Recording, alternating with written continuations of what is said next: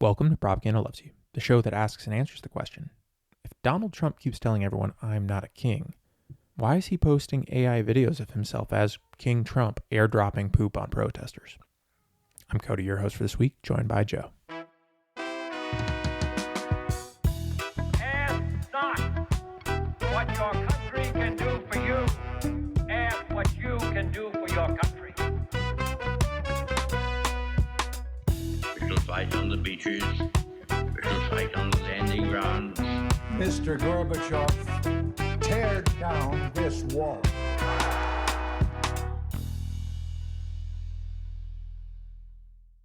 Welcome back to Propaganda Loves You. This week, we're going to be covering a couple topics, really looking at the No Kings protests that just occurred on the 18th. So kind of talking about that a little bit, the narrative that was coming out before, during, and after the protest. And, from the organizers themselves, want to read kind of the statement that they put out on that.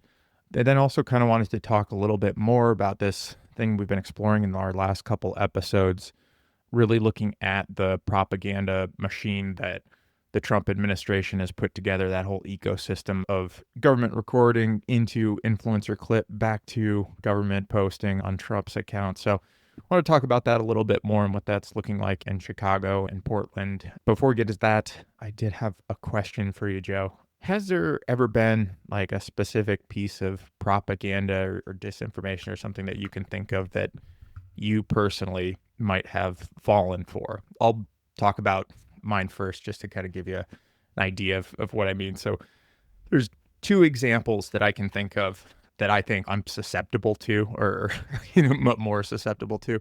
Well, one example of the type that I'm susceptible to, and then another that I think I'd fallen for a long time. But on the more lighthearted area, I think when it comes to like just advertising, and I was thinking about this in terms of golf and some of the different advertising that companies have out there on like this specific thing will give you, 10 extra yards or like something like that on your drive, or like, oh man, this one is specifically engineered and like how much better like these irons are, or like the ball, right? Like it's a big thing in golf is like everyone's got their own specific ball that they like to play. And they're talking about like this one's better for like, around the greens, this one's got spin, like, and it talks about all these crazy things. And I know logically in my head, I am not a good enough golfer for any of that to matter. Like, even if it makes a difference, right? But I'm super susceptible to it for some reason. And I know that logically, like I know that it makes no difference if I play like a Titleist Pro V1 ball or the one that I dug out of the bushes that somebody lost 2 years ago, right? Like that's basically going to have no impact on my game. They say like confidence, you get more confidence over something, or if you feel like you're getting a better product or something like that, you'll play better. I don't know what it is about it, but I know that I'm personally susceptible to the advertising of like, oh, this is higher end engineered, like put all the data like behind this thing, And so like that's one piece for me, I think. Like I said, I know it logically, no difference. And yet I still get like drawn to like these things. Oh, like I would definitely want to have like a Callaway Super Softball, right? I thought it was like, oh, I've got to play that one because I'm an amateur beginner and stuff. Sorry, that's just like a really good thing to talk about, because like that's just like the psychology of ads. Like that's how ads work. Like they make promises to you, and like I don't know, there's a deep psychological sinister strategy behind all the ad work or whatever. You were saying that, and it made me think of this episode of Star Trek Lower Decks, the cartoon, and they like Boimler goes to the Ferengi home planet for some mission or whatever, and he just ends up getting stuck watching Ferengi television for like 12 hours straight, and there are all these ads playing, and they're just really, really silly satires of how capitalism works, because one of them, I can't remember the specific ads, we could probably find the clip and watch it, it'd be funny, but it's some energy drink, and there's these like two guys competing romantically for this girl in the ad, and the guy who drinks the ad drink, like the one that they're advertising, ends up stealing the other guy's girl, and the ad is just like, this happens to everyone who drinks this, and it's like all these promises that the ads make you. It's so stupid and silly, but yet we're all susceptible. If it catches that thing that we're interested in, that we're invested in, like it starts playing with our imagination and draws us in. Like, yeah, that's a good example of what's crazy. Totally. And I think it's like a branding loyalty. Like if you look at the way that different golf brands in general kind of talk about themselves or brand themselves, right? Titleist, right? Like being the premier golf equipment for the US. And then all of a sudden I'm like, everything I own is Titleist. How did that happen? Like, well, it's like, I'm just like, I don't know. I don't know. It's fun. And then something else would be interesting to explore sometime. I'm sure someone else has done this and maybe we could find it, but just the way things are priced, right? Like the thought of if it's more expensive, it must be higher quality. To an extent, I'm sure there's a point where you're just paying for name or you're just paying for the advertising that they've put into it. And there's no real difference between the $20 thing and the $200 thing. Maybe the $5 thing and the $20 thing, but that mindset, somehow they can get that too. Yeah, absolutely. Designer purses is a great example of this, like a Fenty purse or a Louis Vuitton purse or something like that. The original ones, the really authentic ones, come with a certificate and a label, and like they're like several $1,000s, right? But there's a really big counterfeit handbag market, right? Like you can just go find really, really accurate replicas of these designer bags. And I doubt my mother-in-law listens to this podcast. Hopefully not. But she had bought my wife a purse one time. I can't remember what the brand was or whatever. And Katie pointed out to her, she was like, yeah, this is a fake purse. And she was like, better not be. I spent $300 on that purse. And it's like, that's what the fake ones go for. Yeah, it's like they're just the price difference alone lets you know whether it's real or fake. Yeah. What are you buying at that point? What are you actually buying? Right. It's like a conceptual thing. I thought about that with luxury cars too recently, with like how every Honda, Toyota, Ford, whatever, they all have their standard brands, their standard lines, and then they have their luxury models, which is a different thing, like Lexus or Acura, right? But it's basically a Toyota or a Honda that's just got a little bit nicer interior and a new brand name and $20,000 more on the price tag or something like that. Right. Yeah. But is there really $20,000 worth of equipment differences between those two vehicles? No probably way. Probably not. Yeah, it is crazy. And I mean that goes into like what we talked about before, just when it comes to like PR, right?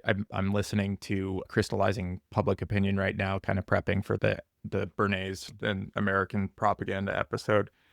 It is crazy how relevant everything they talk about is to today. Like it was almost like a prediction model of what things would become, and how he calls it PR counsel, like kind of like legal counsel, but public relations counsel as a position. The whole book is almost like a PR stunt for the PR field, basically. It's trying to sell this field as something that corporations need. But yeah, same thing, just very much the way that he thinks about it and talks about it is really getting to that psychological, like how are people thinking and how do people think in groups and how do you influence or like identify those trends and then amplify it. So it's not just about trying to change people's minds, but sensing where people are going and then just gently steering that direction or making sure that your product is in front of where people are going, right? It's really interesting to listen to. But yeah, sorry, a little bit of a digression there. But so the other piece of, I would say, propaganda that I think I had fallen for, and maybe we've talked about this before, but is looking at like the Democratic Party and the way that they play the same culture war that the Republican Party does. Like, I think, like, you had said this at one point, I think maybe it was when we were talking about our different political journeys and whatnot, how, like, the Democratic Party is more of the one that's, will be socially nicer, but, like, on the whole, their policies are in line with, the Republican Party from, like, financial perspective, like, class perspective, right? It's very similar. I think the meme that really depicts it is just, like, one is just a bomb that says made in America, and the other one is also a bomb that says made in America, but it has a pride flag on it. And that's like the difference between the parties. That's the joke anyway. Yeah. Well, I definitely think that works really well. If you don't look at what the parties are actually doing from a like voting perspective, yeah, like culturally, and I think that was what I was stuck on mostly with the Democratic Party. Sure, like they're culturally trying to push for more inclusivity and whatnot. But when it really comes down to it, are they actually pushing policies through that are helping people? And it's like, not really, or at least, very minimally, whatever they can get through. So those are my two examples there. Yeah, that's a good example too, because like even though I've like politically felt like mostly an outsider my whole life with respect to the parties, it is as a person who falls way more on the left side of the spectrum. Obviously, the Democratic Party out of the two parties makes the most sense if you're going to vote for any politician. Usually, it's on that side of the spectrum that you're looking at potential candidates. And so I've also fallen into that kind of propaganda machine in different election cycles with different candidates. I've put a lot of energy and hope into Bernie Sanders as a political candidate, and that's been inspiring and frustrating. And there's a whole, journey with that. But like, how do you use this machine that absolutely is exploiting you to make some incremental progress anyway? But that's like the capture mechanism. That's like the scary part about how our two-party system works, especially on the Democratic side. When you think about progressive policies, you think about wanting to actually improve people's lives in a compassionate, policy-centered kind of way. The Democratic Party is the only mechanism in government at the federal level that you can use. And so it just captures, and like a vampire just sucks out all this resistance energy from organizing a general strike or organizing unions or actually doing some substantial movement in the way the power is arranged. It's a big trap that I think everyone on the left struggles with at different points in their life. It's hard to get outside of that bubble completely because they capture all the energy. That's the critique, because that's how it works, right? Yeah. It's hard. I don't know. It's Yeah. so hard to get out of it, but yeah. Good example. And like just tying that to, I guess, the Bernays thing, right? Like, it's been really interesting to watch the New York State Democratic Party over the last few months with Mondani and getting the Democratic nod there. The governor, Kathy Hochul, initially didn't come out, but now she's a pretty big supporter of him. But it's like that thing, like seeing where the public opinion's going. Like, he's at 45% approval. He's not dropped below that. The next closest is Cuomo, who has basically come out to run as an independent after losing the primary to him. And he's at 33% or something like that. So much so that he called the Republican candidate a spoiler candidate in this race. Cuomo did. It's such a tell. Yeah. But it just feels like that's it really exemplified for me what the old guard of the Democratic Party is, right? Like, drop of a hat, like, this guy's like, well, can't have a Democratic socialist running New York City, so I'm going to try and run as an independent, even though he just beat me in the Democratic primary. So, but I'm glad to see the governor's at least backing Mondani. Like, I wish Schumer and Booker, I don't know if they've come out, or not Booker, but Schumer would come out and do the same. And same thing with Gillibrand, instead of trying to label them jihadis, right? Jesus. Yeah, it's wild. And it's generationally interesting to see how much, even in our lifetime, like as millennials, just seeing all the different elections that have taken place since Obama, how much the energy has shifted. And I feel like it's becoming more and more difficult for the old guard of the party, of either party really, but especially the Democratic Party. It's becoming more and more difficult for them to maintain control of the general discourse. Like, the younger generations that lean left, that look to Democrats for options, are fed up with bullshit. Like, they've got less and less tolerance for the same talking points that they've been spewing for decades about incremental progress and all this stuff. And it's interesting to see. I don't know. It creates a whole unpredictable kind of variable and how the future will play out. It could be exciting and great if young progressives take aggressive control over the mechanisms of the party and do something different with it. I'm not 100% sure prediction-wise how I feel about how it'll go. I feel like powerful groups tend to clamp down especially hard when they are afraid that they're about to lose their power, right? So times are ripe for something silly and authoritarian to happen. Like, the Maine Senate race is a great example of this as well. You've got, like, was it Graham Plattner, like the Marine vet? I think he was a Marine vet. who's now an oyster farmer. He's like running. He's got some good grassroots support. Bernie Sanders has supported him, and so Janet Mills, the Democratic or the governor, is like stepping in as well to run. She's like, which she's done some good pushback on Trump and everything like that. But I'm like, now's not the time. You've got someone with good grassroots support that Right. actually has people excited. If you want a strong Democratic candidate, you would back that person. Right. But Yeah, that's the other critique that the left generally makes of big D Democrats is that they have a ton of energy and vehemence in the fight that they put up to keep leftists out of the party. But when it comes to fighting Republicans, they're kind of soft paws and weak and, don't really put up much of a fight, which makes skeptical people wonder, whose side are you really on? What's your priorities here? for sure. Yeah, I think that's like on the left, the big conversation the country is probably having and should be having right now is like, what do we do at the federal level, especially when it comes to representative politics? Is it an effective mechanism for making change, or like strikes and union organizing and things like that more important to focus on? Right. We'll see how it plays out.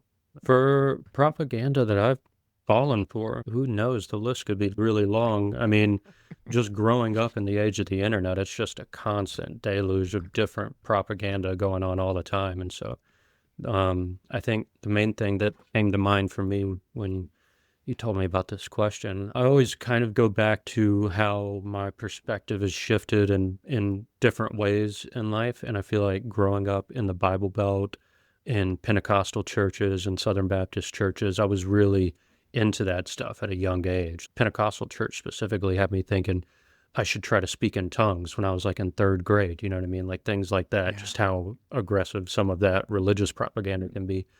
And when I was probably eighth or ninth grade, I just kind of started snapping out of that in a big way and started asking questions to like my youth pastor and stuff. Like, hey, what's this thing called deism I've been hearing about? Can you tell me about that? And seeing how weird that these religious people got as soon as I started asking questions like that was like a big red flag for me. Like I tried to ask my youth pastor about something like deism, and he just got really weird and was like, "Oh, no, I can't talk to you about that stuff. Yeah, I just can't talk to you about that stuff." And I was just like, "Okay, that's fucking weird. I'm gonna go to the library and start reading about it now because that was a super shady answer." Like I said, the age of the internet, you have resources available to do your own research. So I started doing some of that stuff about religion, and that like religion was kind of my gateway to politics in a lot of way, because it's just another way people use information and power to control other people. And so I started being really mistrustful of religious institutions in general and started going online and looking at things people say. And, YouTube was coming up in the mid 2000s. I think it started 2007 or so. And so like a lot of people, a lot of group we might call ex-evangelicals, people who grew up evangelical and have sort of become, and sort of grown past that and have looked for other ways to make meaning in the world. There's a lot of debate culture on YouTube, a lot of like atheists debate Christians, yada, yada. So I fall into all these rabbit holes on YouTube, watching people like Sam Harris and Christopher Hitchens and Richard Dawkins and Daniel Dennett and all these people debate religious figures. And that was like that was probably my first YouTube rabbit hole, was falling into that atheist debate culture rabbit hole. In late teenage years, early adulthood, I was really big into that stuff. Having grown up in a religious propaganda machine like that, finding that first escape, you kind of latch onto it as something you can trust, right? So especially like someone like Sam Harris, who has this very calm and measured way of speaking. He seems very reasonable, all this stuff. And I kind of latched onto that style of discourse and the talking points that they would bring up all the time as my safe place intellectually, as I figure out the rest of the world. And so I think I leaned into that and trusted. You hear what someone says about religion, and it makes sense, and you trust what that person has to say. And then that person starts talking about all these other kinds of topics, politics, social policy, which candidates to vote for, which wars to support or not support.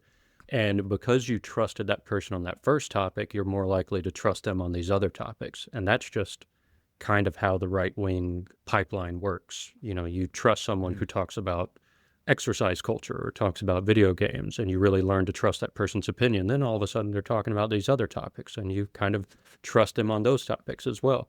And so I kind of fell into that with Sam Harris especially, and just sort of trusted his opinion on a lot of things without double checking or doing the homework of reading into sources and looking into other perspectives and stuff. Learning about politics as a young adult and trusting Sam Harris's opinion on a lot of things especially. And when it came to Palestine and Israel, he was by default very supportive of Israel as a kind of secular social democracy in the Middle East, but democracy in scare quotes because it's an apartheid state in actual fact. Right. But I trusted what he had to say about this, and the way he would talk about it was from a strictly religious point of view, that these so-called religious fanatics on the Muslim side just hated the fact that there was this secular democratic state in the Middle East, and for religious reasons wanted to demolish it. And it tied into the same logic that was used to support the war in Iraq and the war in Afghanistan. And as a public intellectual, that's kind of how Sam Harris got his start, was in the lead up to the Iraq war. He had written a book called The End of Faith that got a lot of attention and got him invited on news programs. And he would kind of get booked as this standard atheist person who would use critiques of Islam from an atheist perspective to justify the wars in Iraq and Afghanistan. And so from the war on terror perspective, that was the perspective that I took from a young age, was as a secular person, anything that was overtly religious was necessarily wrong and bad. The blind spot to that is that this secular perspective was a sort of smokescreen or a cover for what's actually a capitalist and colonial project that wants to control resources and everything. And that's the perspective that I was missing. And it took me a while to start to read other people, start to branch out from that perspective and realize, oh, I just accepted this guy's point of view on this very political modern issue because he happened to make sense and help me unravel the way that I was entangled with religion. Right. And so that's like the big, messy propaganda thing I got into as a young adult, was trying to unravel my opinions about religion and really understand politics and colonialism and capitalism and all this stuff, and understand that just because somebody has a good opinion on one topic that makes sense at first, and maybe they are right. I think Sam Harris is right about a lot of the things he says about religion. And he was kind of a gateway for me to meditation stuff as well. He has a lot of good stuff to say about meditation. That doesn't mean that he's right about everything, right? That doesn't mean that I have to accept his opinion on every single other topic. He can be wrong about a lot of things and be right about why evangelicalism is bad or why you should meditate. Great, good opinions. Let me do my own homework on some of these other topics where you're actually not an expert and figure things out for myself. So that was a big thing I've obviously come a long way on, was by default assuming Israel as a institution was justified in everything they were doing, and that these religious fanatics just wanted to tear them down, and then stepping back and learning the history, learning about how all that works. And obviously I'm now very much on the more Palestinian liberation side of that whole issue. I think that was the main thing that came up for me. Yeah. There's so much there. Like, it's like the one of the things that kind of popped out to me was when you were talking about Sam Harris kind of being the guy that would go on shows as the atheist perspective.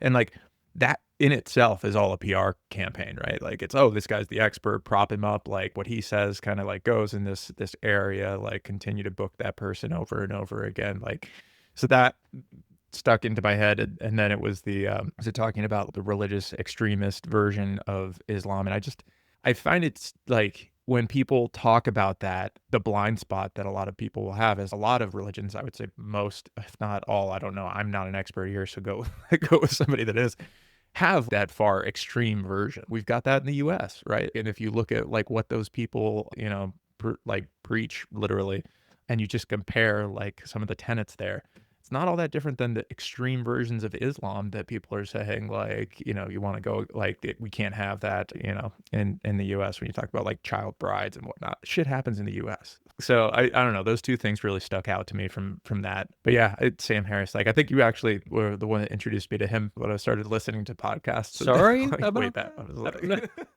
You get No, mixed no, it's results all with Sam good. Harris. There's a lot of good. Like, I'm Yeah. not saying he's, totally wrong about everything. He has some decent opinions about plenty of things, but he's also a Zionist that defends genocide. So there's that. This also actually ties into that book, Crystallizing Public Opinion, because what they talk about is having like those expert sources or sources of truth, right? Those things that people feel that they can trust and go to for guidance. And back when they wrote that, it was like I can't remember. I think it's like 1930s or something. I'll look up the date, but that was like 4 newspapers, right? Like, and you get like a morning newspaper, an evening newspaper, and like it was going through the stats, and like a ridiculous amount of people read the newspaper at the time. It was like over 70% of people like would read a newspaper daily.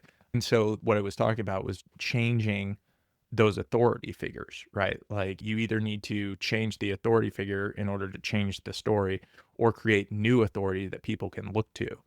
And so like in today's age, that could be literally anyone, any influencer on the internet, right? Like just like you're saying, if they start saying something that you agree with, then you kind of get drawn into their opinion, right? So yeah, it's like the parallels are really interesting. Yeah, and the scale's crazy too. Like you were saying, like, you got less than a dozen sources to think about in the 1930s with what are the main influences on public opinion.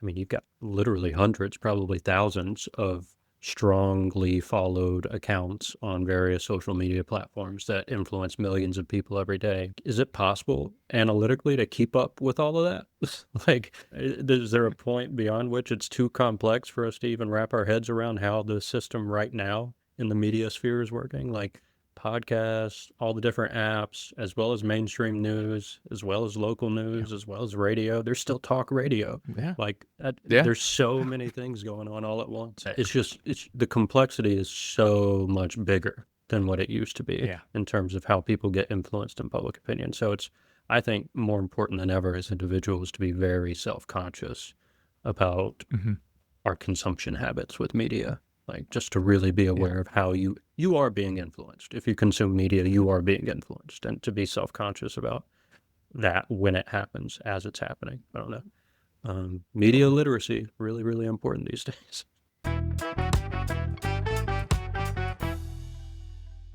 Please stay tuned for a word from our sponsors.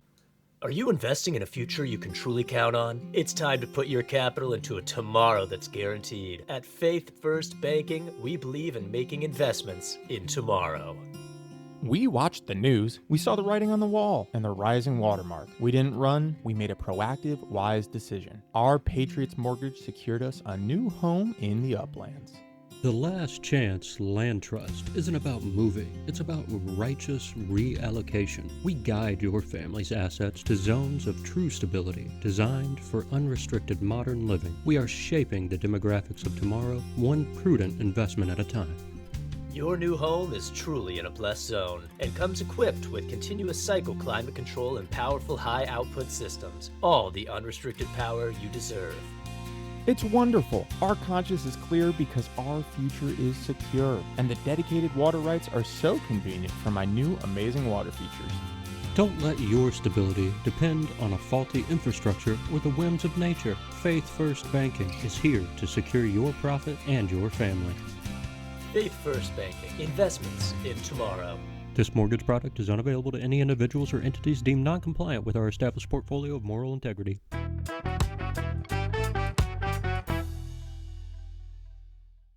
So I did want to talk just a little bit about the No Kings protest that took place on the 18th.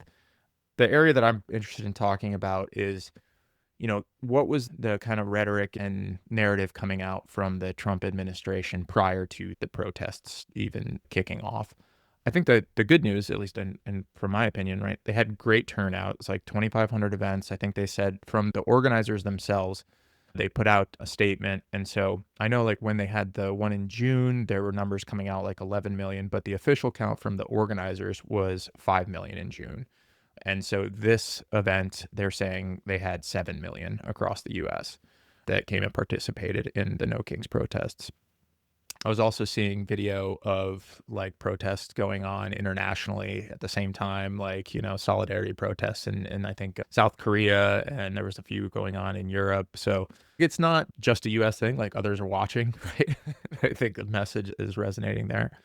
But prior to the protests, like the administration and Mike Johnson from the Speaker of the House were saying that these were like anti-American protests or Antifa-linked protests, and these people hate America. And then the really tired George Soros paid protester thing from Joe Rogan saying like these like 90% of the protesters are paid protesters. Like, I'd love to do the math. Like, is that yeah, like 7 million times what it like $20? I don't even know. Like you can't get people to work for minimum wage these days. So how much are you gonna have to pay them to get them out there?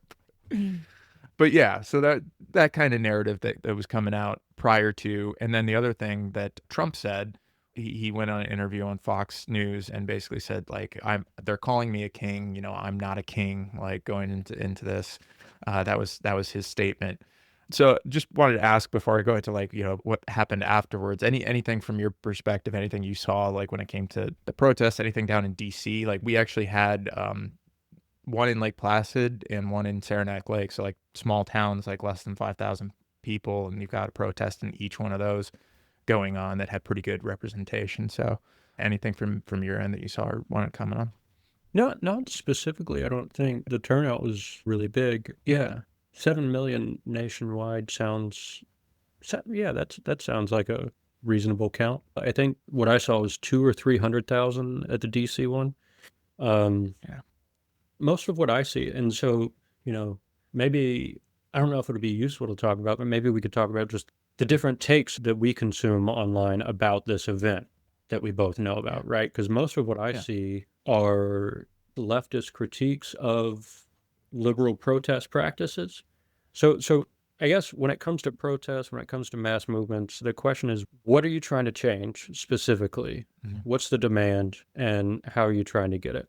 I've been to a lot of Palestine protests over the last couple of years, and it's just made it really, really obvious that people in power do not care if there are a lot of people complaining. Like just all of us showing up in public and complaining, the people in power are perfectly comfortable carrying on as usual and not doing anything different, even if there are hundreds of thousands of people in the street screaming at them. And so the question is, what do you do? What can you do? And so I saw a lot of people using the opportunity of the protest to go to talk to other people about generalstrikeus.com, for example, ways to start actually organizing people around a way that you could flex your collective muscle into intimidating people in power to making policy changes, right? So that's the sort of purpose of a general strike as a non-violent method of policy change is you withhold the thing that they want, which is your labor, until you get a specific change, which is the demand. Mm-hmm. So in order for it to work, there has to be a specific demand and a specific mechanism that you use to intimidate the powerful group into giving in on that demand. And that's just like the strategy of how the general strike works. The critique I've been seeing about the No Kings protest is, first of all, that the name sort of obfuscates the reality. It is convenient to compare Trump to a king, but it's not quite the literal landscape that we live in. It's an oligarchy, right? Instead of no kings and no oligarchy would have been a little bit more specific. But the question is, what are the organizers of the No Kings protest actually demanding specifically as a change? It's like the main thing that I was saying, or different takes around that critique. Yeah.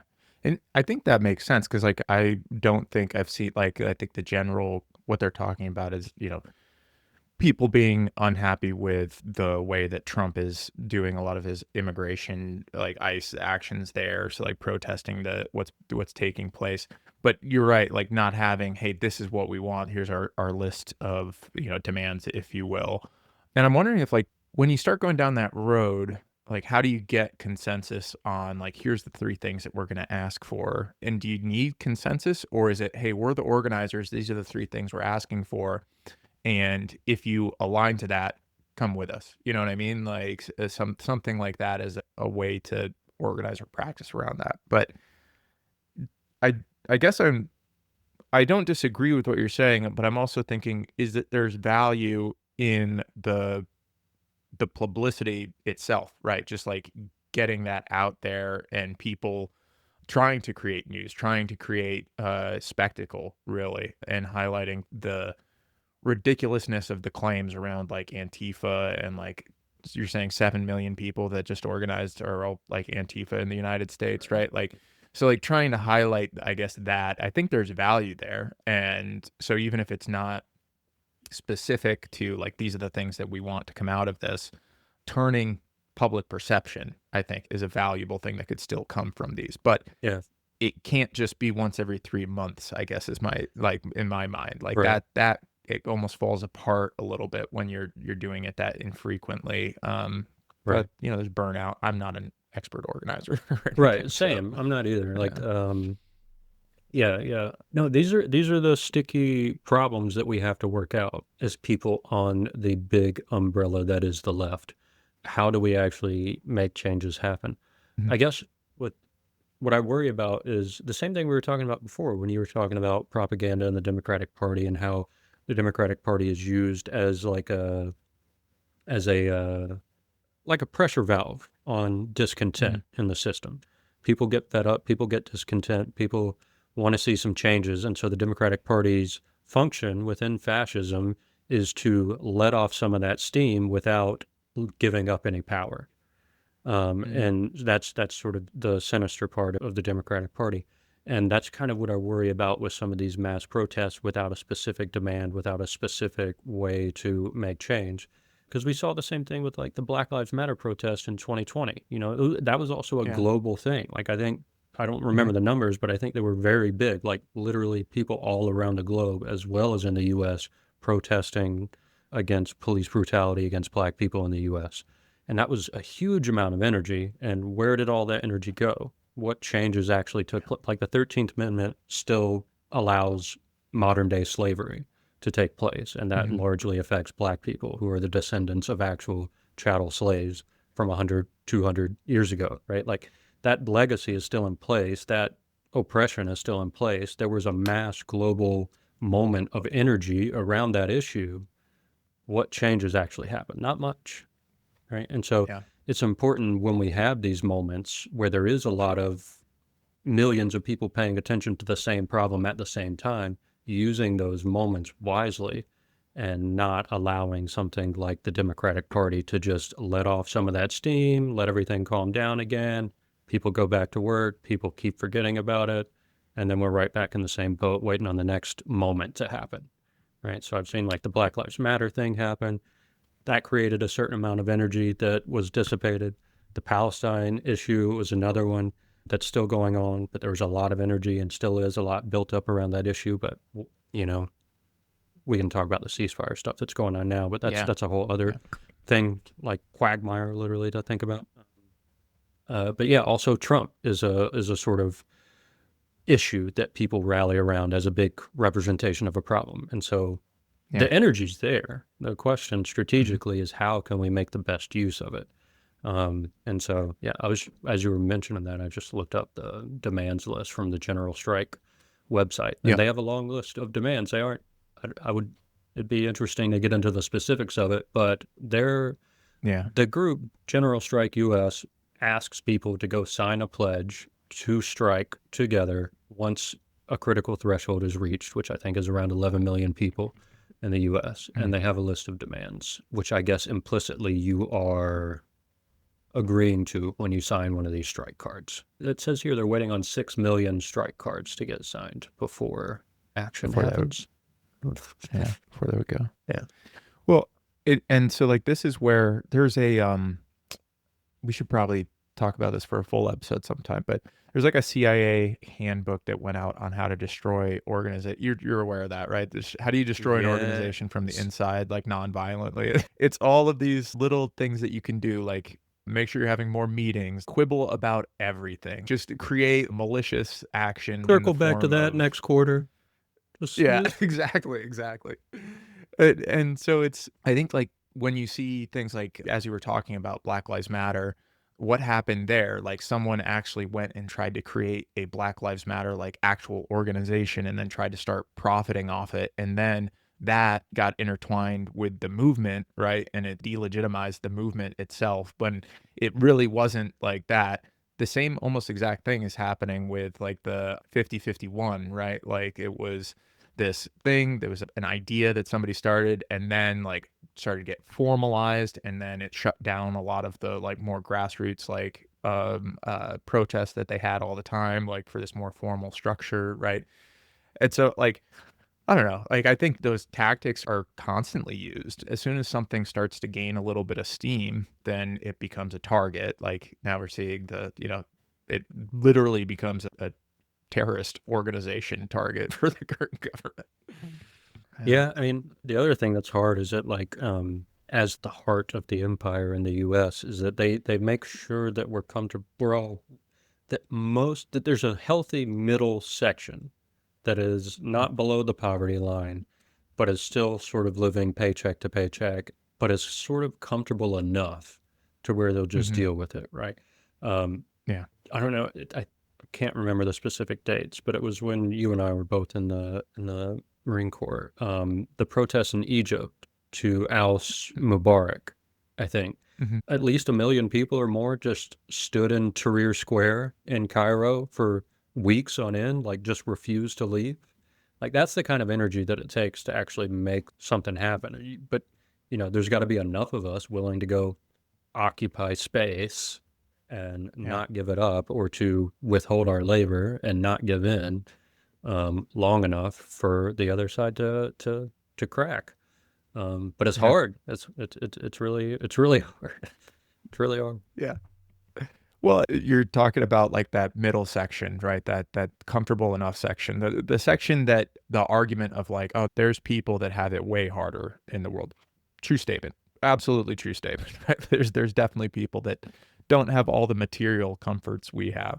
But like that is also used as a hammer just to be like, oh, like why are you complaining? Like you shouldn't you should be happy with your position and how you are in life.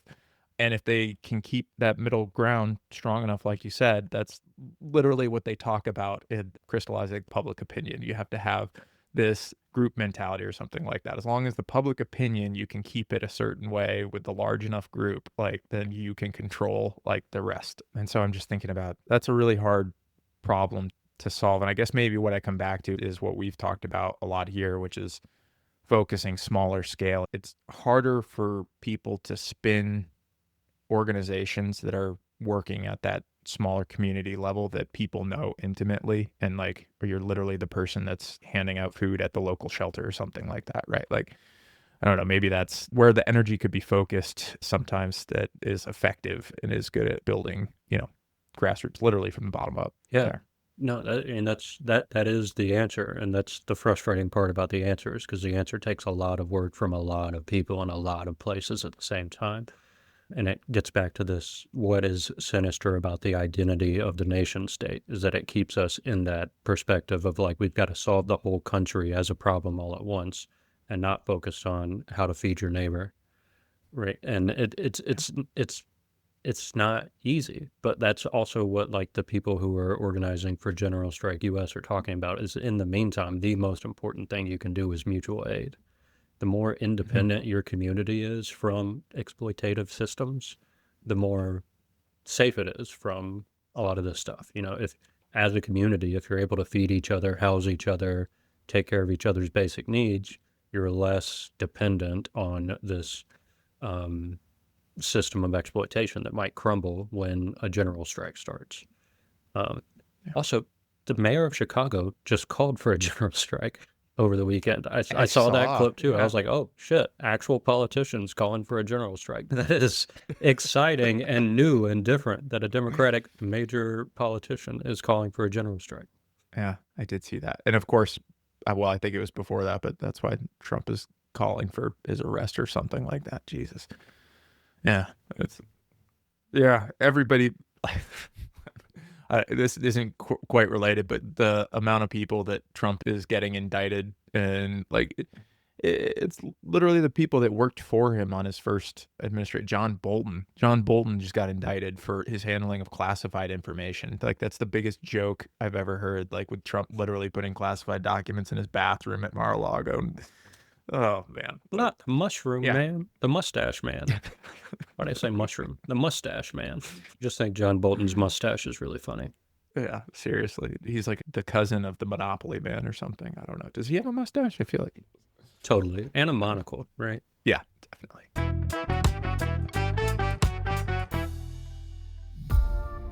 We interrupt your current podcast to bring you an important update regarding your digital access. Hey, I was listening to my podcast, and what happened to my show? I was watching that nature documentary about our planet, Earth, and it just vanished. Congratulations. Your devices have just been updated to the new standard of Veritas Vision, the only platform delivering uninterrupted reality programming. Effective immediately, all local news, weather feeds, and streaming services have been consolidated and upgraded to Veritas Vision.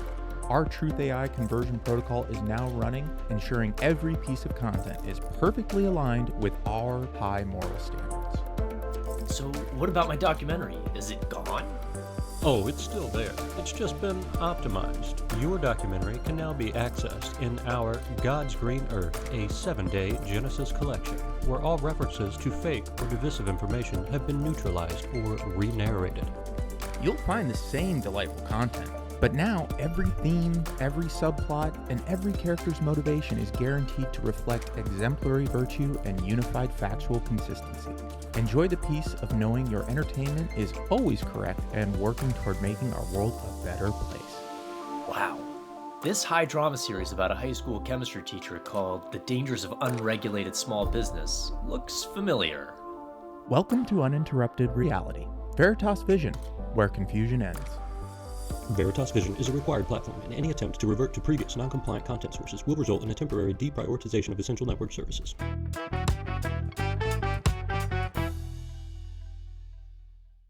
So, No King's protest goes generally very, it seems like it was peaceful. I didn't see any like major instances or articles coming out about violence at the protests. And then Trump, after saying like, he's not a king, he decides to post a video, an AI video of, well, it was a couple Did that he posted 'cause unfortunately he see that. He can't help it. Yeah. Of him with a crown getting into like a fighter jet, flying over New York City and dropping poo all over the protesters at New York City. That was set to like a danger zone, I think. Kenny Loggins, something like that. I can't remember. But yeah, so, it's just more literal shit posting from the president of the United States. And I don't know. Sometimes I really wonder like where like what the thought is just like, make this entertainment, make it seem less serious. Like, what's the value you're getting out of that other than just making people upset? And is that the value you're getting out of posting something like that? Immediately after saying, I'm not a king, getting into a fighter jet that says King Trump, and then also the White House posting images of Trump and Vance with crowns on over Schumer and Jeffries with sombreros. Yeah. It is their flavor, I guess, but yeah. It's always hard to know which direction to even take with the analysis of it, because like I kind of just want to simplify it and just think about Trump as a person, as like an actual person which whatever. But like, so thinking about Trump's psychology when he's in different situations, why he behaves the way he does. When he's sitting down for an interview and there's cameras and people around with microphones and stuff, that's a certain kind of influence on his environment. And he's going to act a certain way. He's going to do his own thing, but he's going to take the questions and the context in a certain, I don't want to say seriousness because he doesn't take things seriously, but he'll sort of do it on their terms. Right, when he's sitting there, when he's in that environment. If he's just on executive time back at the White House or Mar-a-Lago, nobody's really around. He's just sitting there on his phone or his tablet. I don't know what they give him to play with these days, but just imagining Trump it's like a as toddler getting an iPad. Like it's dangerous, It's like that though. Like just thinking about him with a device with access to posting capabilities. Yeah. Just being influenced by what he sees on his device. And this maybe ties into your whole thing about the right-wing influence sphere and how Trump is being influenced by this right-wing sphere. Trump didn't make that AI video. He doesn't know how to do that. I don't know if he knows how to, ask ChatGPT a question. Like, I don't know what he knows how to do on his device, but I assume it's not a whole lot. But when he sees something that he thinks is funny and silly and it makes him have a pleasant, fuzzy feeling, he's going to repost it because he thinks it's funny. And I don't think it goes much deeper than that from his perspective. Like, just given the different context that he's in, he's going to act a different way, if that makes sense. So there's an actual ship poster who is the president, and sometimes that person gets put in interview situations where he sounds a bit more serious. But then when he's back by himself with his device, he's just another ship poster who has executive power. Yeah. I think that's a really good analysis of what's going on there. And I think you're right. People know what his habits are. People know that he watches Fox News constantly. So, like, when they're trying to influence him, there's plenty of stories out there of people putting things on Fox specifically to try and influence him like that. How do we think Pete Hegseth ended up as the fucking, Department of War chief or whatever? And all these Fox News people are in the administration. So I think that's accurate. Like, you mentioned who created this, right? And I actually did look into this a little bit. I'll share my screen for a second. I was trying to figure out who this person was, and I haven't been able to yet. This is their Twitter, right? So it's just, they've been, what it said, joined 2024. There's no name here. It's X series or whatever. For those listening, it says Pepe Trump as the poster, and it's literally got like a Pepe the Frog version that looks like Trump smoking a cigar or something. Is that Can a we Diet pause Coke? for half a second about this Pepe thing? Because this goes all the way back to 2016, this Pepe thing. Yeah. I remember I first started teaching college English classes in fall of 2016. My very first semester of teaching college English classes was when Trump got elected to his first term. And I remember some of my colleagues who taught about memes and internet culture, like it was a big thing in academia to start to analyze right-wing meme culture online, as a warning sign for fascism. So there were people in English departments trying to warn their young students about how right-wing influence spheres work, and Pepe the Frog was a big thing that people would point to as an example. Oh, it seems silly, it seems not that big of a deal. Here's how it actually works as a dog whistle for fascism, basically. Yeah. And here we are, 2025, Pepe Trump. Yep. Yeah. Pepe Trump. Yeah. And it completely normalized Pepe. Like that's sorry, I got distracted because I was thinking as you were saying that, like, when you said like dog whistles and stuff like that, they've even stopped like trying to hide it, like from like Department of DHS, like their posts and whatnot. It's literally just like, like the same propaganda shit from like the 1800s with like the Great White Hope or whatever coming across the US, like shit like that they're posting. But yeah, so I guess I was trying to think, is there something other than dog whistle? Is it just a normal whistle, like a human whistle, like a flare gun? At this point. I don't know. Yeah, I don't know. It's a very aggressive wink to your fellow racists. Oh man. All right. So this person or whoever it is, right? The Pepe, like they can't find a name on him. I'll probably kind of dig a little bit more, but join in March. And their entire thing is just full of AI videos, memes that they've got, like all of the sombrero stuff that's going on. And so, of course, like this is part of that propaganda cycle that the administration uses, which is, put out clips, record things like they did with Christine Ohm on the rooftop, right? Having all these people recording so they make sure they get all this content. And then unnamed accounts on the internet taking that, modifying it, clipping it, however they want to do it, and Trump reposting, right? Like it's just this cycle that's been created that outsources propaganda to the influencers that have direct access to the White House and to these officials, right? So I did want to read this one article that goes into this in a little bit more detail. And this is from Greg Sargent. So we read an article of his last week, and honestly, I want to reach out and see. New Greg Sargent fan? Yeah, I am. So Greg Sargent, I was reading through this new one that came out. So this article was from October 17th, he's a staff writer at New Republic, host of a podcast, Daily Blast. He wrote a book, An Uncivil War Taking Back Our Democracy in the Age of Disinformation and Thunderdome Politics. So I'll have to add that to my list of things to read. But this article kind of goes into a little bit more on how the propaganda machine that they've got put together works, and specifically talking about the shooting that took place in Chicago. So this is called Trump's Secret Police Shot a Citizen, Then Damning New Info Emerged.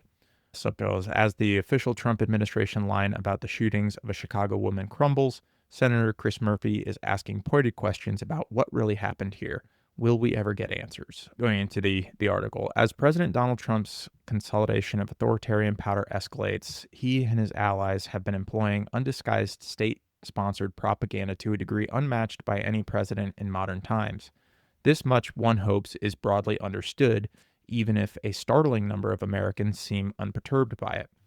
But here's something that's less discussed. This sort of industrial-scale deception would be far more difficult to pull off if Republicans hadn't wholly crippled Congress's oversight function on Trump's behalf. All this is driven home by an interesting new letter that Senator Chris Murphy sent on Friday to Homeland Security Secretary Kristi Noem about a horrifying incident that unfolded during Trump's occupation of Chicago. A federal agent shot a woman multiple times after she allegedly menaced the agents with her car. Marie Martinez, who didn't have life-threatening injuries, is a U.S. citizen. This incident has been subjected to a barrage of state-manufactured misinformation, and it turns out that MAGA influencer Laura Loomer also was involved in that effort.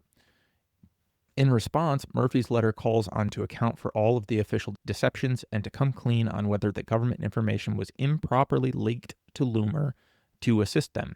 In particular, just after the shooting, DHS put out a statement claiming that the agents in question had been boxed in by 10 cars and that Martinez's vehicle rammed theirs. The statement also suggests that she threatened the agents with a semi-automatic weapon. All of this forced an agent to shoot Martinez, who then drove herself to the hospital. That's in quotations, so it's from the statement that she drove herself to the hospital. DHS added that she'd previously doxed agents online. In short, the shooting was wholly justified. The victim was one doing terrorizing of law enforcement. Yet these claims are undermined by the criminal complaint against Martinez. It only mentions 2 cars menacing the agents, not 10. It doesn't mention her gun, let alone her threatening of the agents with one. It says she was taken to the hospital by ambulance, and as the Chicago Sun-Times reports, Martinez's lawyers say body cam footage even contradicts the claim that she directly threatened the officers with her vehicle and shows that the agent said, "Do something, bitch," before opening fire. Here's where Loomer enters the chat. Shortly after the incident, she tweeted out pictures of Martinez's car, complete with bullet holes in the windshield from the ICE agent's shots, which Loomer claimed she obtained from a DHS source. Loomer also echoed the now undermined claim that Martinez drove herself to the hospital. Murphy wants DHS to account for these discrepancies. I'm going to pause for a second here. So what I think is important to point out, right? The official story that DHS put out, they put out this, like, all the stuff that I read about her threatening the ICE agents and whatnot.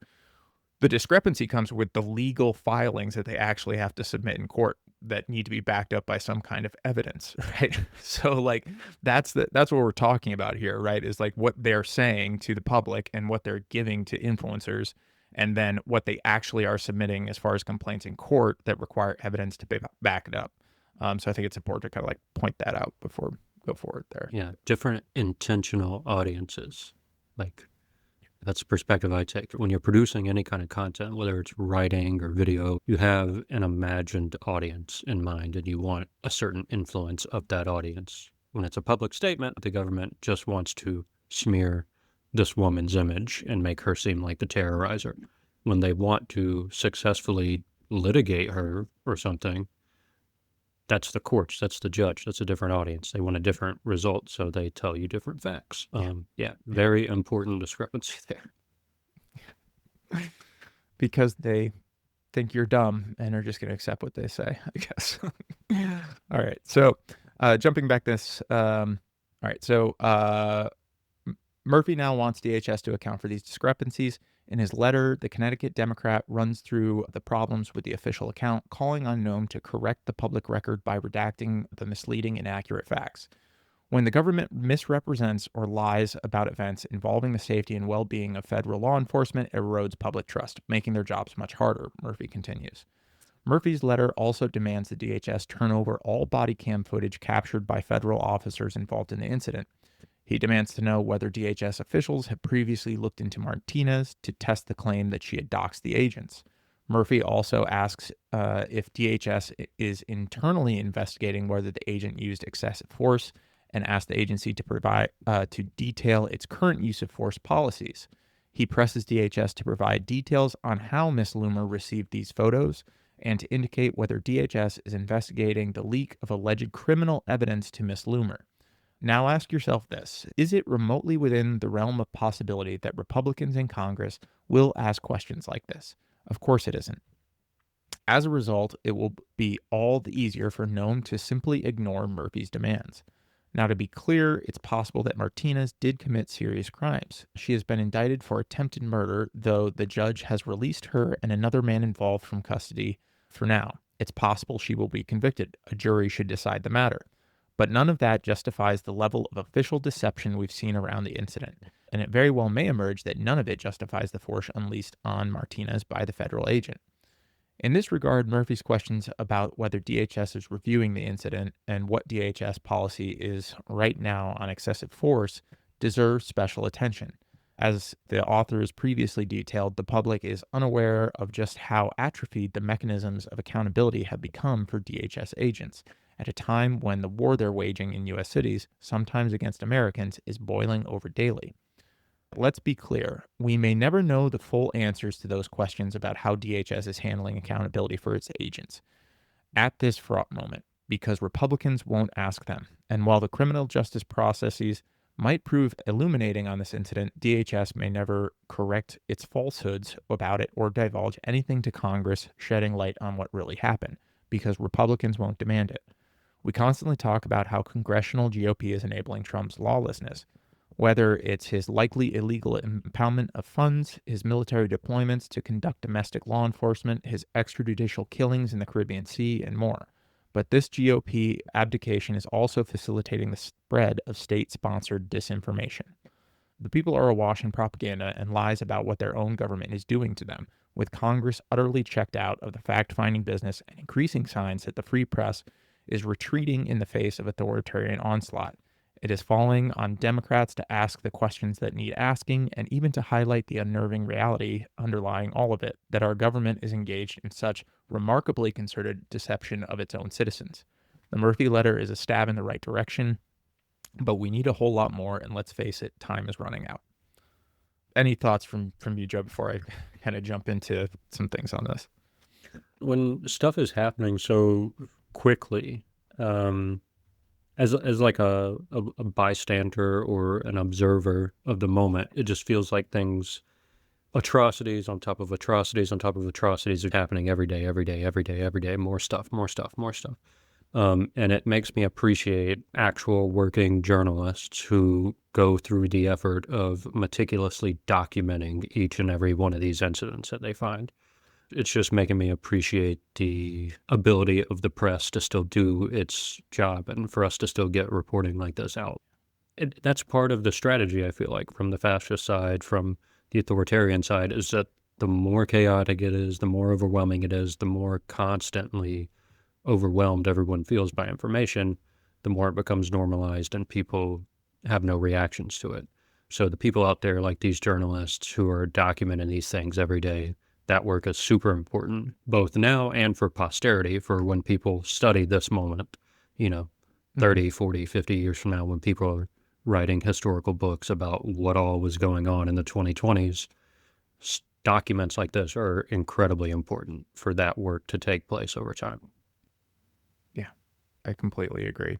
And like some things that Greg Sargent didn't get into, and this isn't a knock on his at all, it's just because it's I think an evolving situation. I don't even know if all the details were out when he wrote that article.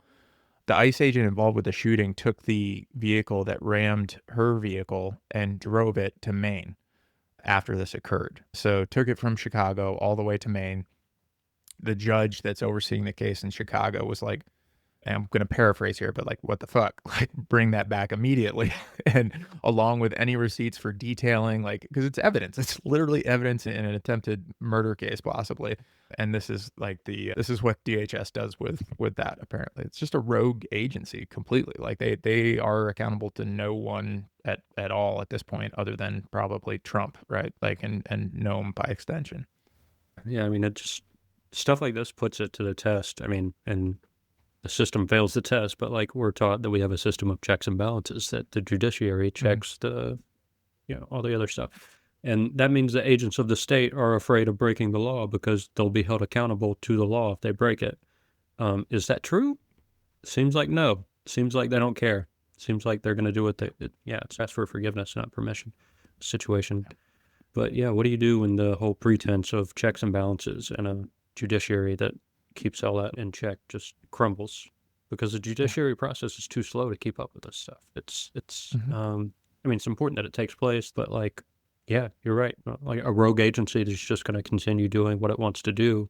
Well, and the other thing that he talked about in there is the congressional oversight. It basically has no teeth, right? And like, we saw that in all of the recent hearings with Kash Patel and with Pam Bondi going in there. They didn't answer questions. Like, Pam Bondi literally came in with a cheat sheet of insults for like the people that were asking her questions. That was her response, right?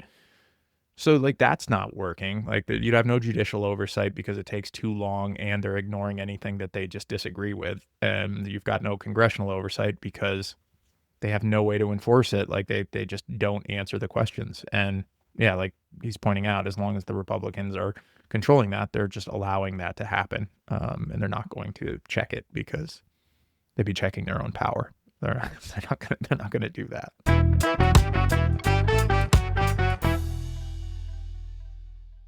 That's all the time we have for today. You would expect this whole episode talking about national level politics, from the No Kings protest to the Trump regime's propaganda machine, and how right-wing influencers play a significant role in that. And sometimes it's really easy to get lost in the national circus that we have out there and forget where politics really does affect our day-to-day life. So we're including in the show notes an article from the Adirondack Daily Enterprise talking about like what's coming up for elections locally. We're talking about town supervisors, council members, superintendents, the positions that are actually affecting your day-to-day life. They get almost no media attention. So while we all stay plugged into the bigger picture, please don't forget to research and vote in your local elections. For folks in the Adirondacks, early voting starts, Saturday, October 25th, and election day is November 4th. For everyone else, please check your local dates and local papers to understand who the candidates are and what you are aligned with and who aligns with your personal views. So on a lighter note, a quick show update. We have officially crossed another state off our list. We've had a handful of downloads from Oklahoma. So to the new listeners out there, welcome, and we are thrilled to have you. We also officially crossed our 1,000 listener mark from our last episode. So really appreciate everything that our listeners are doing to spread the message about the show. And as always, if you enjoy the show and you want to support us, the single most important thing you can do is leave us a review on Apple or Spotify and share the show with your friends, family, and anyone else that you think would get something out of the conversations.